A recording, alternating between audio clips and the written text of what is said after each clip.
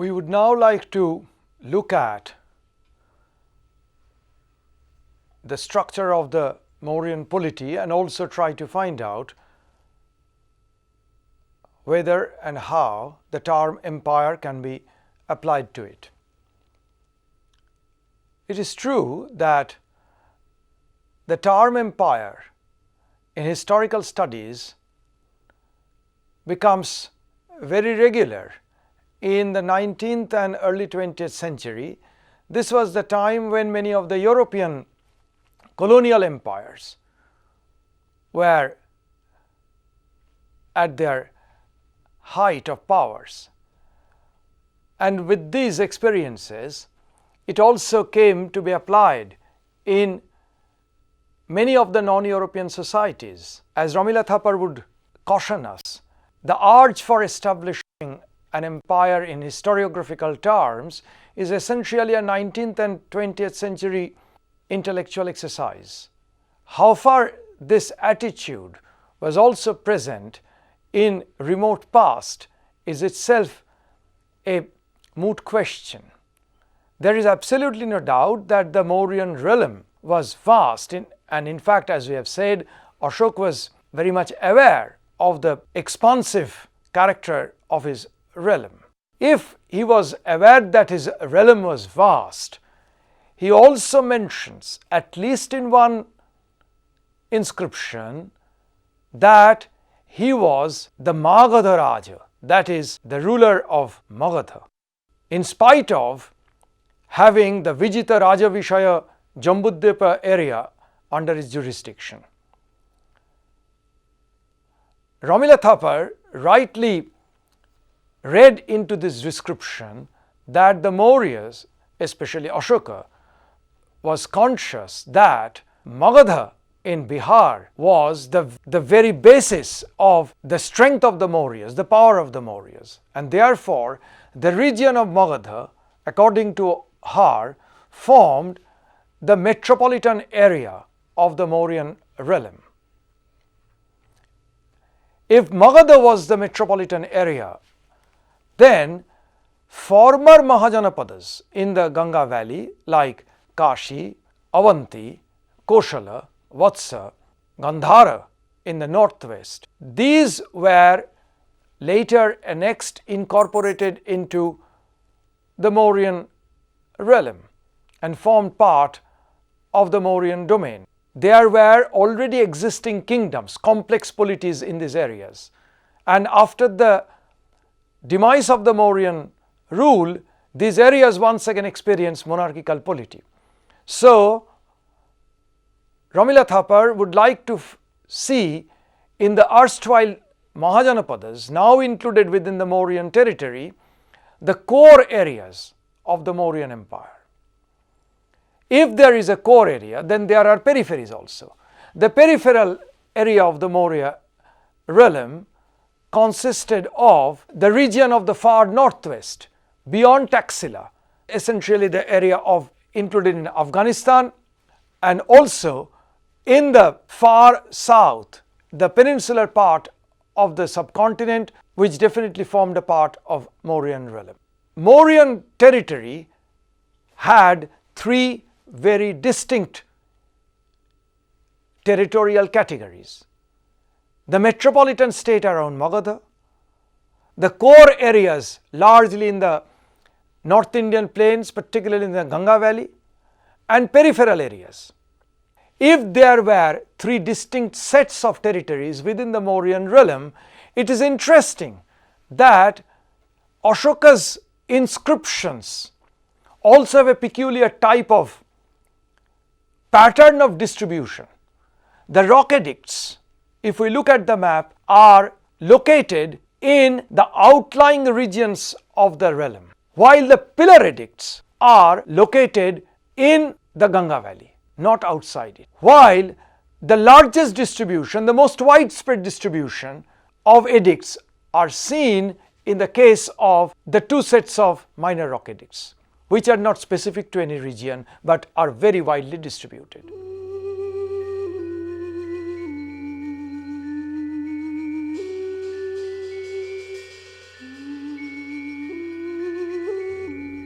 This kind of a position is often based on the readings of the Kautilya Arthashastra, where everything emanates from a highly organized apex political authority with a very strong administrative system.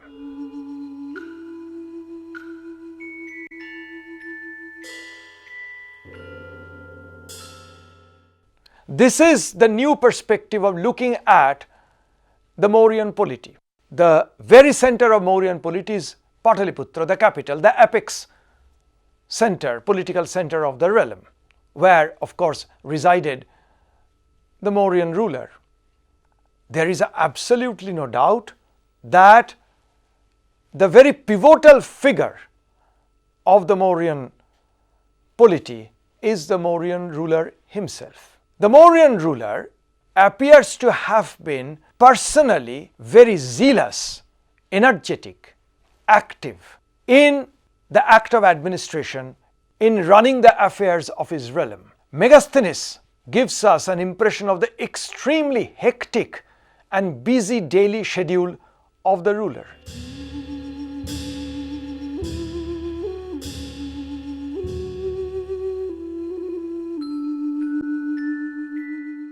He instructed his informants, messengers, that they could reach him to deliver any important message at any hour of the day, even if the ruler was relaxing or in his inner chamber or at the pleasure garden. It was the Mauryan ruler who appointed all major functionaries of the state. Megasthenes informs us that the Maurya ruler used to go out of the palace to listen to the petitions and try judicial cases.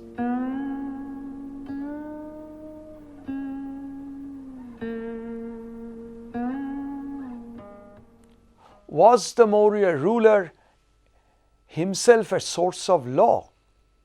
Normally, in ancient Indian tradition, the ruler is considered to be dharma pravartaka. If there is a conflict among different sources of law, royal documents gets a precedence over other sources of law. And Ashoka's edicts can be considered as examples of what Kautilya would call Raja Shasanas. Now the ruler, though he is very important, in fact the very pivotal feature of the entire administration, cannot run the state affairs single-handed. Here we can remember the celebrated maxim of Kautilya, who says, it is impossible for the ruler to rule single-handed. It is only with assistance that rulership is possible, like a single wheel cannot move the wagon.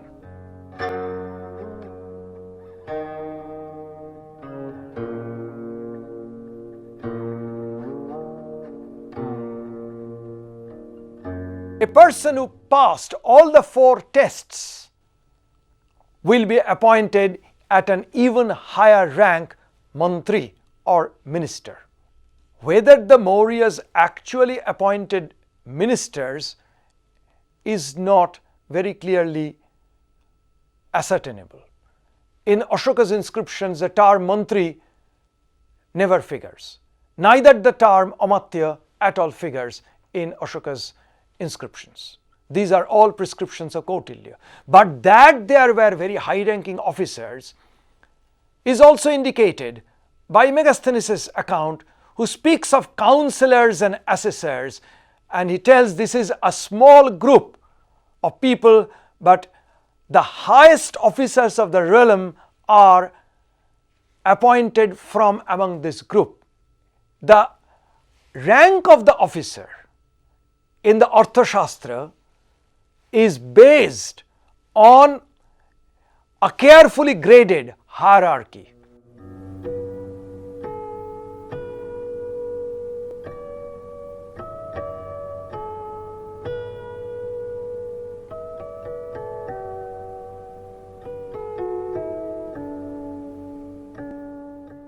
the Arthashastra recommends that the burden of administration should rest on a very large number of departmental heads called adhyakshas. No such adhyakshas ever appear in Ashoka's inscriptions. The highest rank officers in Ashoka's inscriptions are the Mahamatras.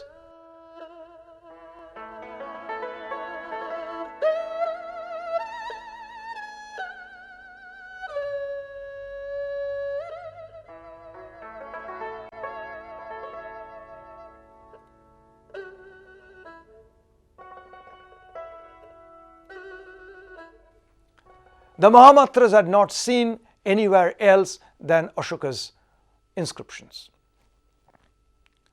Two most important wings of the Mauryan government were the departments of army and finance.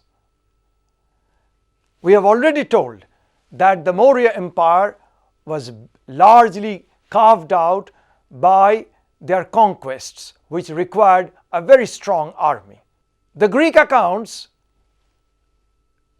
told us that Chandragupta conquered many countries with an army of 600,000 soldiers, that is 6 lakh soldiers. This could be an inflated figure. Megasthenes' account gives us an impression that there were various units within the fighting force.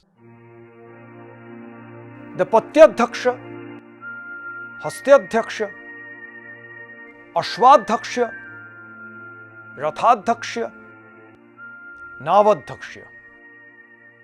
If there was a very strong army and also a very large number of royal functionaries, all this required an enormous amount of resources. So, the Department of Finance was of crucial concern to the Maurya realm, and this is where the Arthashastra throws considerable light, as one can understand easily. The Arthashastra has a very major thrust on the question of artha, that is money, finance, material gains, etc. The Arthashastra lays down that there should be 7 heads of revenue, and the chief collector of revenue is an important officer of the realm named Samaharta, who should collect taxes from 7 heads. 7 heads are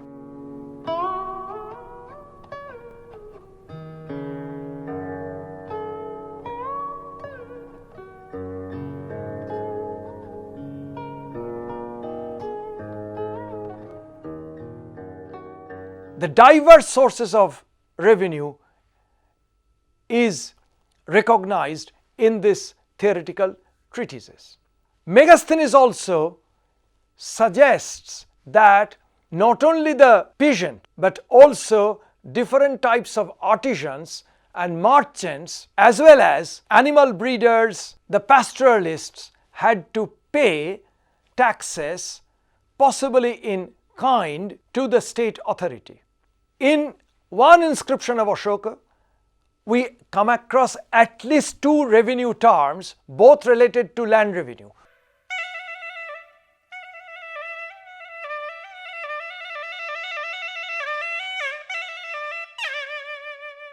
Land revenue indeed was the most important basis of the entire revenue structure of the Mauryas. If there was Samaharta looking after the collection of revenues from diversified heads, Kautilya recommends the appointment of Sannidhata, who functions almost like an accountant, the chief accountant of the realm. The Mauryan realm possibly had a very strong network of informers, spies. Megasthenes tells us that the most trusted persons in India were overseers, inspectors, whom he calls in Greek episkopoi, ephor. The most elaborate prescription of a spy network appears in Kautilya Arthashastra.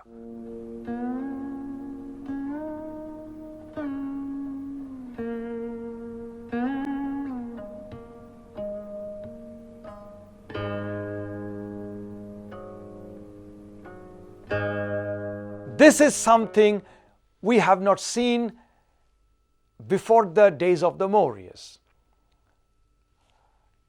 The Maurya realm is definitely managed by the ruler who is seated at Pataliputra. But there were several centers of regional administration within the realm. Ashoka's inscriptions tell us that there were Kumaras or princes of blood royal at Tosali or Dhauli in Kalinga, at Ujjaini, which is in western part of Madhya Pradesh, at Takshashila or Taxila in the northwestern frontier of the subcontinent. The fourth prince, who is not called a Kumara but an Aryaputra, was stationed at a place called Suvarnagiri, identified by D.C. Sarkar with Jonagiri in Kurnool district in Andhra Pradesh. Now the Aryaputra probably stands for the heir designate, the would-be successor to Ashoka, and therefore he enjoyed a rank much higher than an ordinary Kumara or a prince. However, one has to take into consideration some other evidence. We have already spoken about a later inscription of 150 AD, where provincial authorities serving Chandragupta Maurya and Ashoka are well known. Under Chandragupta Maurya in Girnar area, the provincial authority was Rashtriya Vaishya Pushyagupta. He is definitely not belonging to the Mauryan royal family. He is not given the epithet Kumara. Then under Ashoka in the same region was serving Yavanaraja Tushasva. The very name Yavanaraja indicates that he was a non-Indian. The name Tushasva is an Iranian name. B.N. Mukherjee's study of the Aramaic inscriptions of Ashoka reveals the name of another governor, Vakshu, in and around the region of Lagman in Afghanistan. So there could be another seat of locality level or regional level of administration. An inscription of Ashoka has recently revealed another name of a Kumara. This time the Kumara is known by his personal name, Shambhu, who was possibly in charge of an area called Manemadesha in Madhya Pradesh. The Mauryan realm cannot be seen as apportioned into four neat divisions in four cardinal directions. That kind of a historiography gave an image, the Mauryan realm as a unitary state, everything emanating from Pataliputra, and the instructions from Pataliputra carried out to the letter at the four provincial headquarters. We now see there were more than four headquarters at regional levels. And in this administration, sometimes persons outside the royal family, persons of non-Indian origin could also be appointed. Even the Kumaras, the princes of blood royal, did not enjoy perhaps equal power, though their rank is more or less the same. First, the Aryaputra. Why the Aryaputra of a much higher rank is placed precisely in the southern part of the empire? The possible reason is that this area has yielded the maximum number of Ashoka's inscription, and this area is also noted for its mineral resources. Among other mineral resources, gold.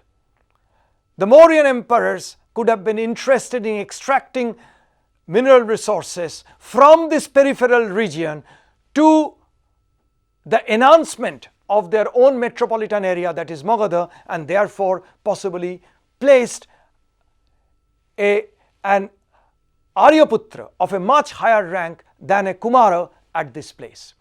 But a perusal of the Ashoka's inscriptions may indicate that the Kumara stationed in Kalinga possibly enjoyed lesser power than the two counterparts stationed respectively at Ujjaini and at Taxila.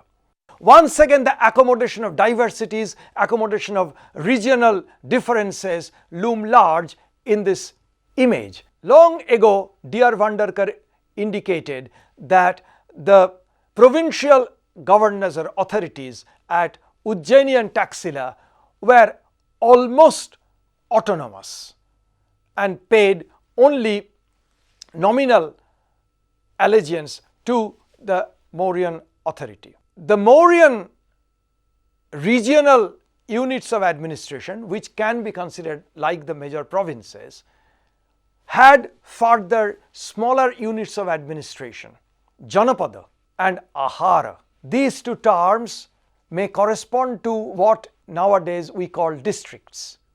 Below the districts, there will be obviously villages, either cluster of villages or individual villages. Over the districts, Ashoka appointed Rajukas, who figure very prominently in Ashoka's inscriptions.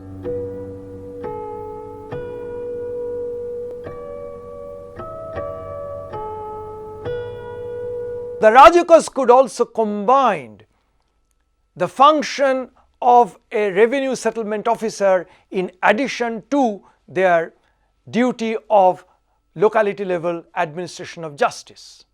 Ashoka reposed his great trust and faith on the Rajukas.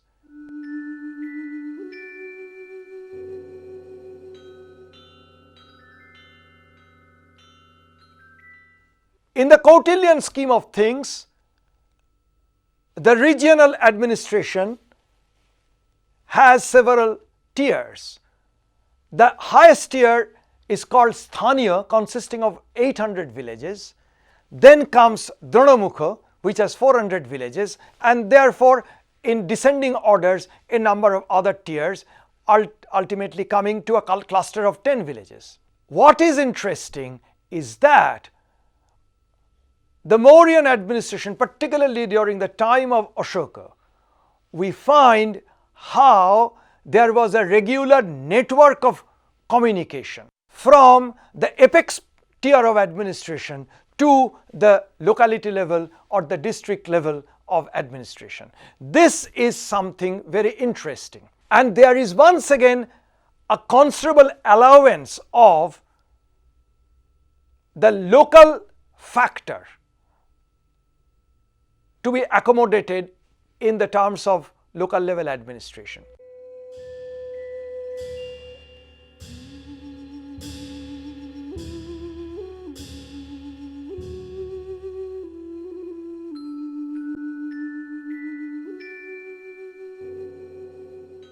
Which means that even the imperial order emanating from Pataliputra could be shortened, expanded, kept at a medium length according to the local needs, and that was left to the discrimination of the local level officers.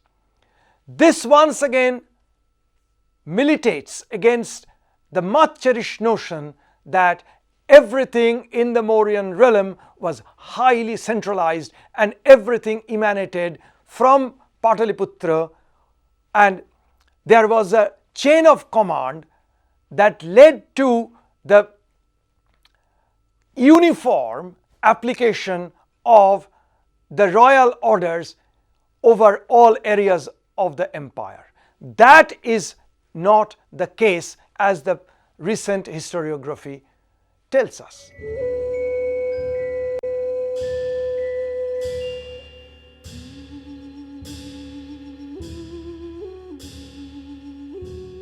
In this light, the Mauryan realm can be considered an empire because, first, of its obvious size. Second, the complexity of administering a realm with so much of diversities, ethnic, linguistic, cultural, diversity of religious beliefs, faiths, diversity of languages. Amidst these diversities, there is also an attempt to reach coalescence, some kind of a superordinate authority, keeping intact these differences, diversities, local imbalances and local aspirations. It's very interesting to note that Ashoka deliberately used Greek and Aramaic both as language and script in a very specific zone of his realm, that is the region around Taxila and different parts of Afghanistan, because in those areas there was hardly a person who would understand Prakrit. Even the Prakrit is not uniform. There are diverse varieties of the language in different regions of Ashoka's inscriptions. Third, it is very significant that though Ashoka's realm definitely included a considerable part of peninsular India, Ashoka did not use any of the Dravidian language or dialects in his inscriptions. There is a distinct policy of languages or language policy in order to integrate this vastly diverse realm. How the realm is integrated is depending both on the administrative capacity and skill, the administrative structure of the realm, but with that was also required another factor. This is the role of ideology. Ashoka, by formulating his concept of Dhamma, provided this vital factor of ideology in the making of the Mauryan statecraft. This is something we shall look into in a subsequent discussion.